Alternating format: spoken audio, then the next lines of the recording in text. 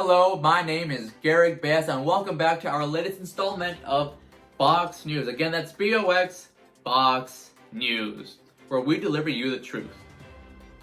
Anyways, if you were with us last time, we covered the topic of what's up with the recent influx of students from other high schools, especially South Hills and Covina High School. I say we should build a fence. Anyways, that's not up to me. So on to our next topic. Who takes more risks? Males or females? That really is the age-old question, isn't it? Now, recently, a couple had a conversation about which gender takes more risks. And for some reason or another, the topic of marriage was brought up. Why did the subject of marriage have to be brought up? Nobody knows! Anyways, the males said that males are not as risky as females, while the female counters and says that that is simply not true. Personally, I agree with the male. I think males take less risks than females. I think that's what I think. Now, to determine which gender takes more risks, they conducted a study. They took a random sample of 30 males and 32 females. And to determine whether a person takes a risk, they gave each sampled person a choice. To either take the money that's displayed in front of them, which is $20, or to choose whatever is inside the mystery box, which has a chance of containing $100 or just nothing at all. If a person chooses the mystery box, they consider it to be risky, so we'll put them under the risk category. Now, the study reported that 63% of males are risky, according to the survey of a random sample of 30 males. The study also reported that 69% of females are risky, according to the survey of a random sample of 32 females. Alrighty. Now the question is, does this data provide convincing evidence that the proportion of males who take risks is less than the proportion of females who takes risks? That really is the question, isn't it? Now, to get to the bottom of this mystery, we had our own local correspondent, Gehrig Beas, go out on the field and conduct a survey or a random sample of 30 males and 32 females. So, without further ado, I take you to Gehrig Beas. Gehrig, buddy, show us what you got. Hi there, my name is Gehrig Beas, and today we're going to be conducting an experiment to see who takes more risks, males or females. And the way we're going to be doing that is we're going to be asking them a question. We're going to ask them whether they take $20 on the spot, or if they pick a mystery box which has a chance of having 100 or nothing at all. Now we'd measure how if they would take more risks if they pick the box. Now the way we're going to randomly sample these people is I am going to walk blindfolded until I find a person. You have the option of picking $20 on the spot, you take it, or you get a mystery box which has a chance of having $100 or has a chance of having nothing in it at all. Would you pick the 100, not the 100, the 20, or the box? 20 for me? I'll personally pick the box. Box.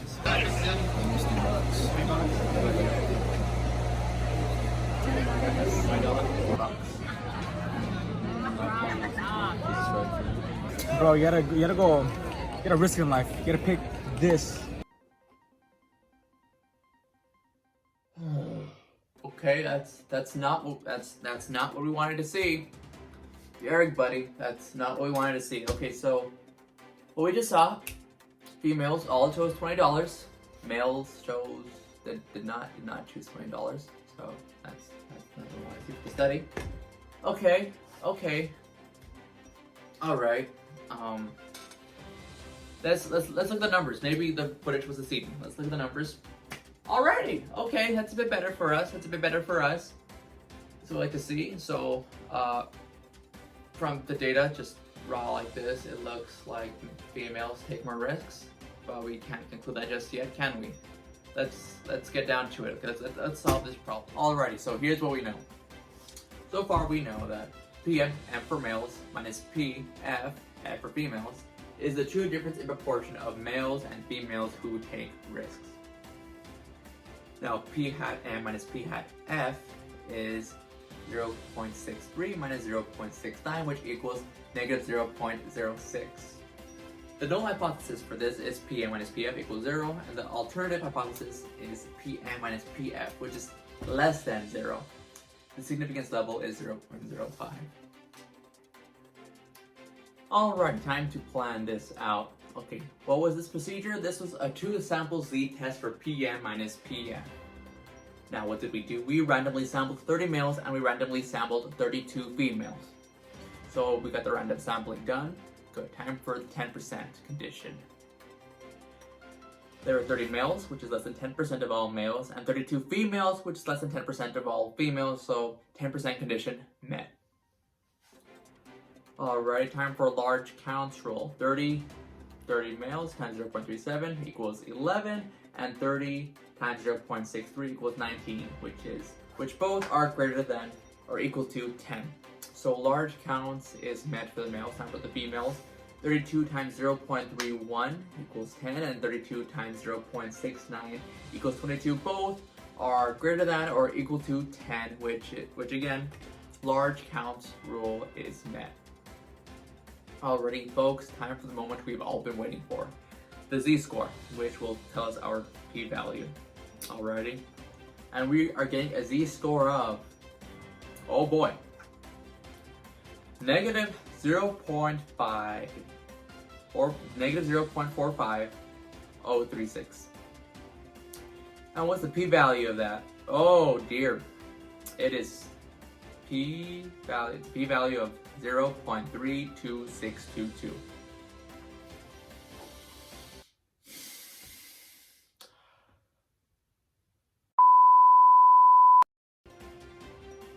Alrighty, folks. Time to conclude. Assuming the null hypothesis, HO, is true, Pn minus Pf equals 0, there is a 32.62% chance of getting a P hat M minus a P hat F equals to negative 0.06 or less purely by chance. And because 32.62% is greater than 5%, we do not have convincing evidence that the true difference in proportion of males who take risks is less than the females who take risks. There we have it, folks. There we have it. Alrighty. So to conclude, there really was no major statistical evidence to prove that there was a difference in proportion, but that's alright. This is a fun project and we gotta sample, do a random sampling, have fun, talk to some new people. Overall, it was a really good experience. Well, some things we could have done better, to name a few, is we could have done a different way to sample, choose different scenarios. And we could have also sampled some more people, maybe even taken a poll. And last but not least, some confounding and extraneous variables that were in the experiment. The amount of money presented, $20 and $100, that was the amount of money that had available at the time. That is now gone, unfortunately.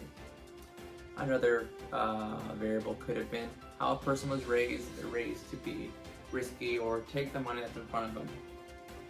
So that's also another variable, and we have the rest down here if you care to see. But overall, this was fun, and I hope to do it again sometime. Without further ado, this has been your anchor Gehrig Beas with Fox News, and I'll see you next time.